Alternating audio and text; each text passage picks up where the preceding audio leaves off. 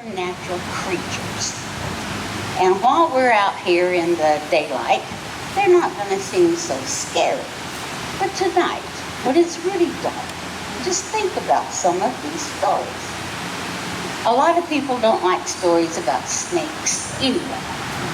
But this is a story about the biggest snake ever. And this supernatural creature was called the Uktena. Now the Uktena was a snake, but it had antlers like a deer, and it had a crystal right in the middle of its forehead. And it was said that if you came upon the Uktena and you gazed at that crystal, you would become hypnotized, and you would just be frozen while the snake gobbled you up. Everybody was afraid of the Uktena. And it was said that when they needed to travel, they would use the river because going through the forest was too hard for them. So they used the river.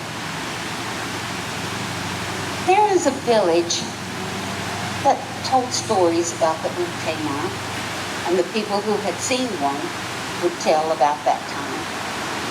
And everyone was afraid of it.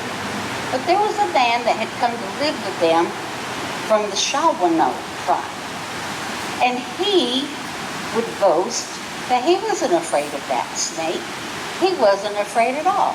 And that if he could get the crystal, he would become the greatest wonder worker, the greatest magician in the world of all time.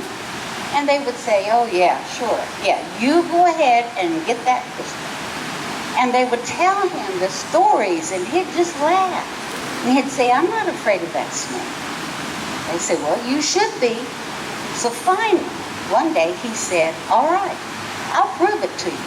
I'm not coming back until I bring that crystal. And they said, okay, all right, good luck. And off he went. So first he went down towards what is called Murphy, North Carolina. And in the Cherokee language, it's called the leech place because there was a giant leech.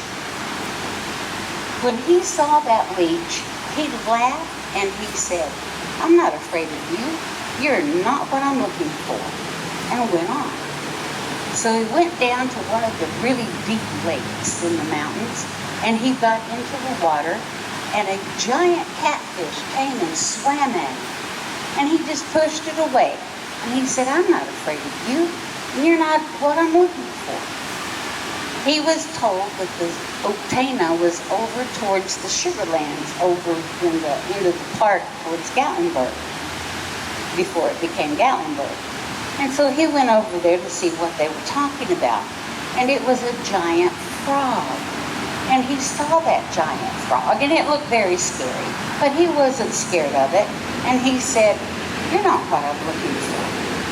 And then he thought, maybe I should get higher up. And if a good view comes, I can look way away for it. So he climbed up to the top of the ridge, and he started walking from ridge top to ridge top. And he came upon the Uktena. And it was everything that they said it was. And it was a snake. Thank goodness. Because when he saw that snake, he thought, I don't know if I can kill this snake or not. And he thought, wait a second, I've got to have a plan. I've got to have a plan. So he went around the snake and down the mountain. And when he came to a real flat place, he dug out a ditch. And then he started piling brush on the other side, closer to the snake than the ditch. So he sneaks back up there, and he shoots the snake, and it, oh my goodness, it jumped at him and almost bit him, and he ran, and he ran. He didn't look back. He knew if he did, he would be dead. He ran as fast as he could. That snake was spitting at him, hissing at him all the way down, striking at his back, and he barely had time to set fire to the brush and jump through the low flames and hide down in the ditch. By the time that snake got down there, the flames were up so high it couldn't get through there. And it kept hissing and spitting at it, and he kept hiding and just hoping that it was going to die. Well, where he struck with his arrow was the perfect place, the 7th spot on that snake's spine. And finally, it did die. But he waited a long time before he came out of his hiding place, just to make sure that it was really, really dead. When at last he saw birds starting to gather and stay near the snake's body, he knew that they had come to get rid of the body. So he ventured out very carefully. And he struck that snake with a stick, and it didn't move. So he got real brave, and he cut out that crystal, and he started home. Every step of the way, he was picturing they were going to sing about him. They were going to tell people in the next village. They might even have a feast for him.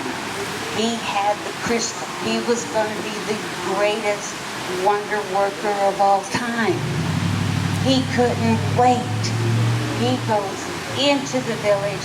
Everybody stopped what they were doing, and they pointed at him. And he thought, oh, yes, they know that I have the crystal. He held it really high, and they were watching him and looking at the crystal, and then they kept pointing at his head. And he said, what? I told you, I'm not scared of that snake. Look what I have. And they said, it's in your hair. He said, what? And he kept touching his hair. And where every drop of blood from that snake that had hit him, there was a living snake sticking out of his skin that he couldn't feel, but everyone else could see. And it was like that until he died.